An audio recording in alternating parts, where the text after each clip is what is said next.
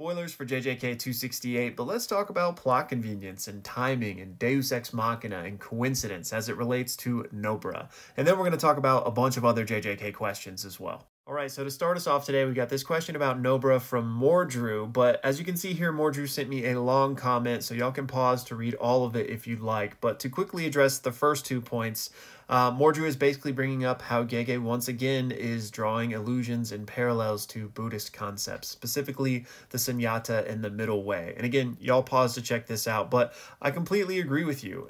You mentioned how, there's this idea that we all kind of come from the same thing, but then we take different forms, we take different shapes based on our environment.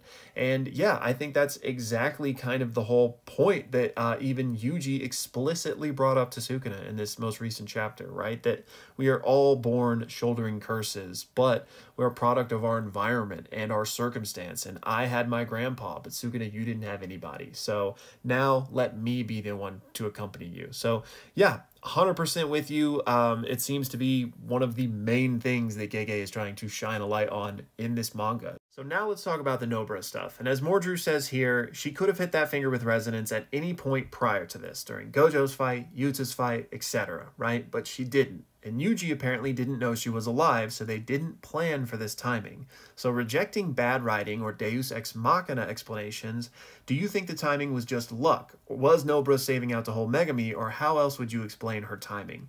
And I'm really glad you asked this, because there has been a lot of discourse around the whole Nobara thing ever since it happened. And actually in one of my previous videos, I talked specifically about the deus ex machina stuff. So to quickly go over that again, what happened with Nobara is not a deus ex machina. By definition, that is something that just comes completely out of nowhere, with no foreshadowing, no setup, no nothing, right? And Nobara had clearly been set up for a while. Her fate had been intentionally left vague. And I mean, the fact that her technique very uniquely could like do something to Sukuna via the soul. The fact that this Nobara thing was literally a fan theory for years is just proof that it is not a deus ex machina. But I do understand where people are coming from when they say that, like, come on, the timing was just oh so perfect. And you're right and wrong. I'll get to that. But when we talk about fiction, especially stories like this is a problem that you could really make with almost any piece of media, of fiction, of writing, anywhere, right? Like Gandalf and the Rohirrim showing up right when they needed to at Helm's Deep. Even though Gandalf said, look to the third day, they still happened to show up right when they needed to, right? Goku arriving on Namek right before the Ginyu Force would have wiped out everyone he loves, right? Like, this is just by nature a product of a story. Like, I don't want to necessarily call it a coincidence, but for lack of a better word, coincidences are just required when you're telling something like this. And can you do it well and can you do it poorly? 100%. But for some people that are just going to sit there and say like, oh, of course, well, she came back now, everyone's saved, like that's terrible writing. To some extent, you'll never be able to like make that person change their mind, if that makes sense. But what I'll say is, it wasn't a deus ex machina because there was setup to it. And the perfect timing is a bit arguable because, like you mentioned, had Nobara shown up any time prior to that, it would have ended the fight as well. Like, just imagine if she hit the resonance during the Gojo Sukuna fight. She disrupted one of their domain clashes. Gojo just wins, right? If she hits the resonance during the Higuruma fight, they hit Sukuna with the Executioner's Sword. We just win, right? So it's not the utmost perfect timing. And in fact, it was probably the last possible minute it could have happened, which on its own is kind of a coincidence, right? Like, oh, of course, right when they needed it most, it came.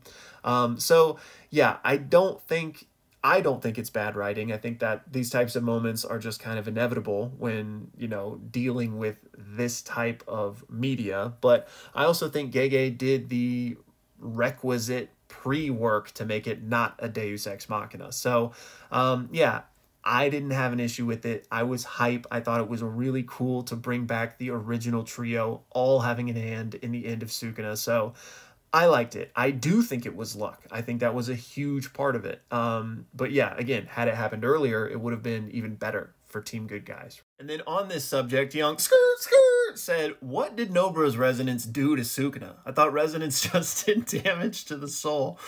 Why would that make Sukuna drop a hollow wicker basket and make him unable to use his domain? So what resonance does, specifically in Nobara's case, is her attack, Straw Doll, just, it attacks the soul, right? Which is why when she used it on Mahito's clone, Mahito also felt it, because there was resonance between the two things, right? So same thing is true with the finger and with Sukuna. So effectively what Nobara did is just attack Sukuna from miles and miles away. So it's not that the nature of that attack specifically did something to make like him unable to cast his domain or anything. It was just a sneak attack, right? He got caught off guard.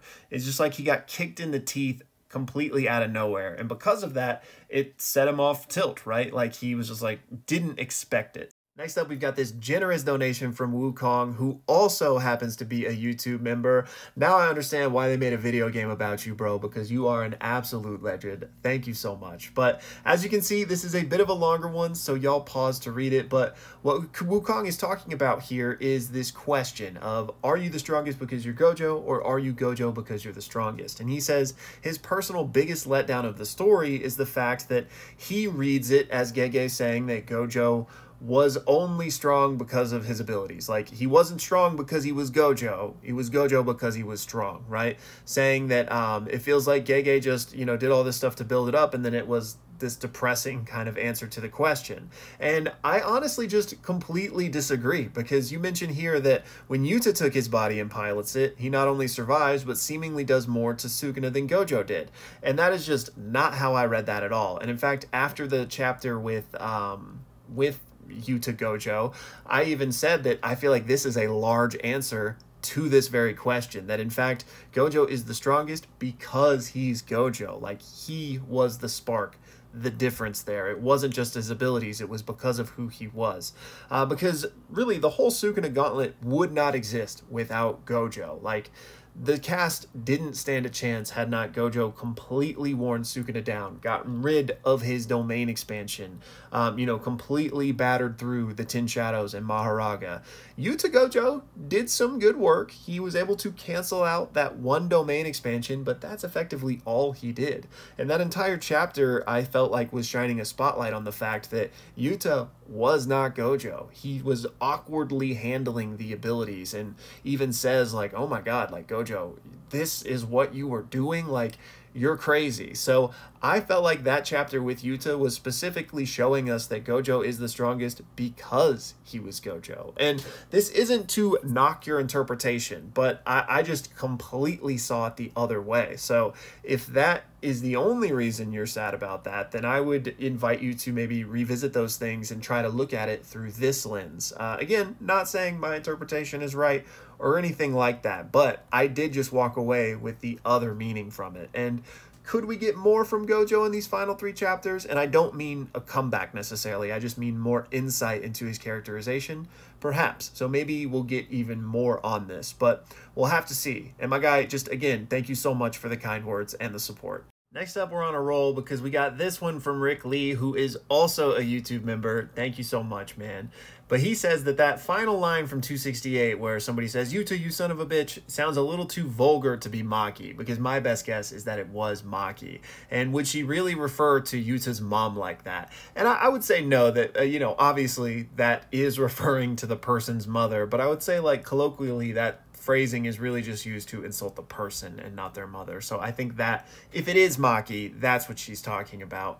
And then you also say, giving info about Nobara's mom when the series barely touched on it makes me want to see a Nobara spinoff. And I would love any type of spinoff, sequel, prequel, whatever set in this world. So if it was about Nobara, I'll take it. And to your comment about Nobara's wasted potential, I agree, because I loved what we got from Nobara pre-Shibuya. And like I mentioned, I love this resonance moment here at the end, but I would have really appreciated if we had gotten 2 full years of her getting fleshed out and more character development, because I really thought she was going to do justice to the female member of the shonen trio, but unfortunately she got sidelined. Next up, Busayo says, Yujis Eyes now get 3 rings after his conversation with Sukuna. And yeah, I've absolutely loved kind of the evolution of Yujis Eyes as this final fight has gone on, and at some various points in the manga. So I think it really is just more of like an aesthetic, artistic flair to show like his arrival or his awakening in certain moments. But if it was anything beyond that, I'd be interested to hear all of y'all's thoughts. Next up, we got this from Sigurd, and y'all pause to read the whole thing, but it deals with the fact that since Rika ate kenjaku, shouldn't that mean that Yuta has the ability to turn his soul into a cursed object? And he's surprised that that hasn't been addressed, and perhaps might that be how Yuta is saved or escapes Gojo's body, is that knowledge of becoming a cursed object. And what I'll say is the turning your soul into a cursed object thing isn't a curse technique. So because of that, just because Rika ate kenjaku doesn't mean that Yuta would automatically have that ability or have that knowledge. So I don't think he just innately understands how to do that. But that being said, I do think it's possible that that could come into play with whatever's going on with him and Gojo and whatever.